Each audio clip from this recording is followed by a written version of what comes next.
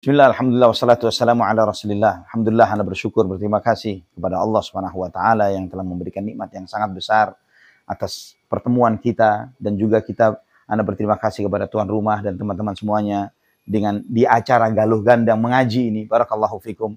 Dan pertemuan yang seperti ini adalah pertemuan yang sangat baik, yang penuh diberkahi oleh Allah Subhanahu wa Ta'ala, karena bukan cuma sekedar mengejar silaturahim, tapi di saat yang bersama di samping silaturahim adalah untuk menuntut ilmu, belajar ilmu agama. Dan ingat, saudaraku fillah rahimani wa rahimakumullah, bahwa kita semua kumpul di sini semuanya dalam keadaan bujang ya, meninggal istri, ya gitu ya. Dan subhanallah, istri-istri antum semuanya memberikan bekal, menyiapkan semuanya, rela untuk berkorban waktunya. Anak-anak kita juga demikian, dan itu mengajarkan kepada kita pentingnya untuk beradab dan berakhlak terhadap mereka. Bahwa Allah perintahkan kepada setiap kepala rumah tangga, kepada setiap suami, wa ashiruhunna bil ma'ruf. Pergaulilah istrimu dengan cara yang baik. Pergaulilah istrimu dengan cara yang baik. Ketika mereka itu mau merelakan waktunya, mau mempersiapkan keberangkatan kita, menyiapkan masakannya dan lain sebagainya, kita cuman ngangetin doang, dipanasin saja dan kita makan.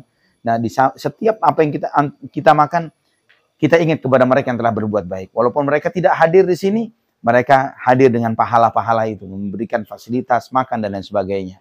Dan pesan Nabi SAW, istausu bin nisa'i khairan fa innahunna khuliqna min dhila' wa inna a'waja ma fi dhila'i a'lah fa in tuqimahu kasarta wa in taraktahu lazilna a'waj fastausu bin nisa'i khairan.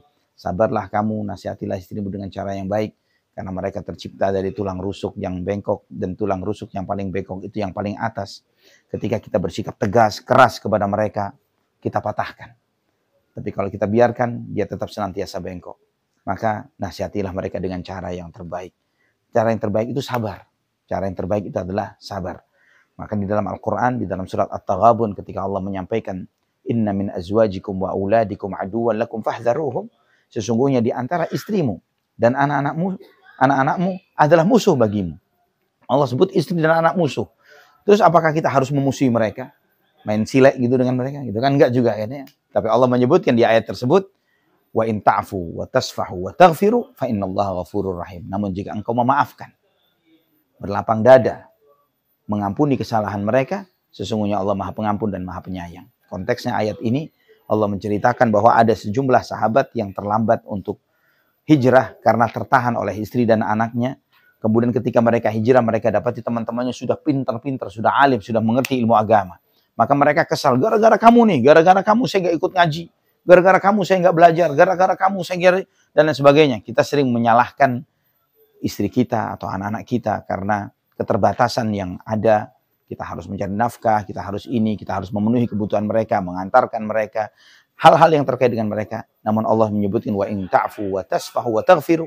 Jika kamu memaafkan, kamu berlapang dada, kamu mengampuni kesalahan mereka, fa innallaha ghafurur rahim. Sesungguhnya Allah Maha Pengampun, Maha Penyayang. Allah Maha Pengampun, Allah Maha Penyayang. Di situ Allah ingatkan bahwa ketika kita belajar untuk berlapang dada terhadap keluarga kita, terhadap anak-anak kita, memaafkan kesalahan mereka, memahami kekurangan mereka sebagai makhluk yang diciptakan oleh Allah dari tulang rusuk yang bengkok, maka janji Allah, Allah pasti akan mengampuni dosa-dosa kita.